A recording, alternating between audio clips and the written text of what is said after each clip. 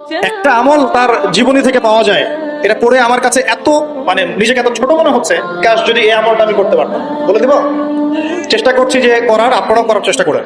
উসমান রাদিয়াল্লাহু আনহু ধনী ছিলেন কিনা, নবীর কাছে গিয়ে বলছেন যে আমার ধন সম্পদ খুব বেশি বাড়ছে, ইয়া রাসূলুল্লাহ আপনি সম্পদ একটু কমানোর দোয়া করেন তো আমার জন্য। চিন্তা করা যায় মানুষ এমন দোয়া কেউ করবে যুগে? নবী সাল্লাল্লাহু আলাইহি ওয়াসাল্লাম বললেন, তুমি উটের পিঠে, গাধার পিঠে খাওয়া দাওয়া করো, তো তিনি খাওয়া দাওয়া করেন।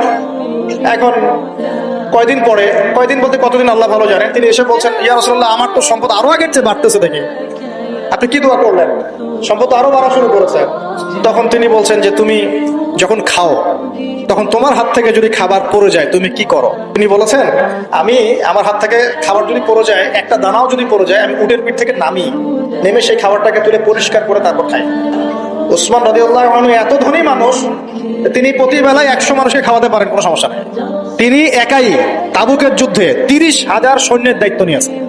30,000 সৈন্য 3 মাস যাবে, যাত্রা বিরতি করবে, খাবে দাবে, তাদের ঘোড়া অস্ত্রশস্ত্র সব দায়িত্ব একজন ব্যক্তি বহন করেছেন, ওসমান রাদিয়াল্লাহু আনহু।